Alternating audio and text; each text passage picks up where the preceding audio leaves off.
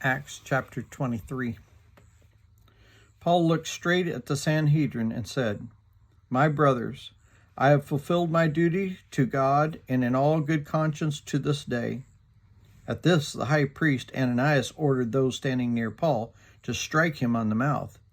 Then Paul said to him, "God will strike you, you whitewashed wall. You sit there to judge me according to the law, yet you yourself violate the law in commanding that I be struck." Those who were standing near Paul said, "How dare you insult God's high priest?" Paul replied, "Brothers, I did not realize that he was the high priest, for it is written, 'Do not speak evil about the ruler of your people.'" Then Paul, knowing that some of them were Sadducees and other Pharisees, called out to the Sanhedrin, "My brothers, I am a Pharisee, descended from a Pharisee.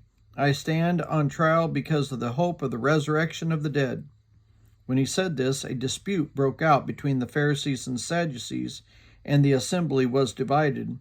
The Sadducees said that there is no resurrection and that there is neither angels nor spirits, but the Pharisees believed all these things. There was a great uproar, and some of the teachers of the law, who were Pharisees, stood up and argued vigorously. "We find nothing wrong with this man," they said. "What if a spirit or an angel has spoken to him?" The dispute became so violent that the commander was afraid Paul would be torn in pieces by them. He ordered the troops to go down and take him away from them by force and bring him into the barracks. The following night the Lord stood near Paul and said, "Take courage. As you have testified about me in Jerusalem, so you must also testify in Rome." The next morning, some Jews formed a conspiracy and bound themselves with an oath not to eat or drink until they had killed Paul. More than 40 men were involved in this plot. They went to the chief priest and elders and said, "We have taken a solemn oath not to eat anything until we have killed Paul. Now then, you and the Sanhedrin petition the commander to bring him before you on pretext of wanting some more accurate information about his case. We are ready to kill him before he gets here." But when the son of Paul's sister heard of this plot, he went to the barracks and told Paul. Then Paul called one of the centurions and said, "Take this young man to the commander. He has something to tell him." So he took him to the commander. The centurion said, "Paul, the prisoner, sent for me and asked for me to bring you this young man to you because he has something to tell you."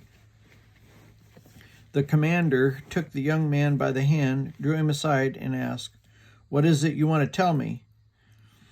He said, "Some Jews have agreed to ask you to bring Paul before the Sanhedrin tomorrow on the pretext of wanting more accurate information about him. Don't give in to them, because more than 40 of them are waiting in ambush for him.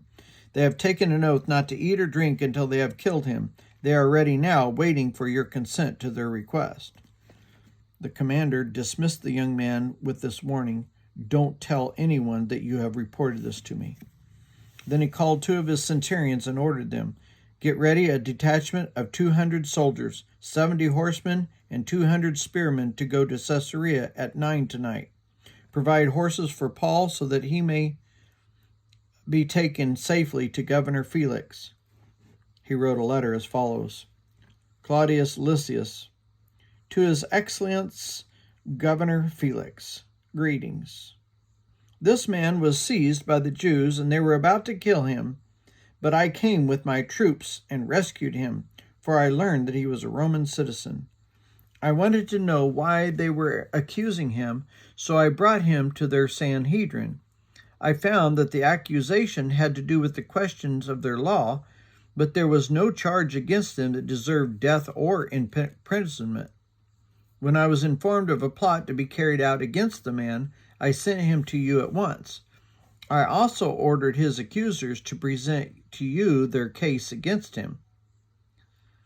So the soldiers, carrying out their orders, took Paul with him during the night and brought him as far as Antipatris. The next day they let the cavalry go on with him while they returned to the barracks. When the cavalry had arrived at Caesarea, they delivered the letter to the governor and handed Paul over to him. The governor read the letter and asked what province he was from. Learning that he was from Cilicia, he said, "I will hear your case when your accusers get here."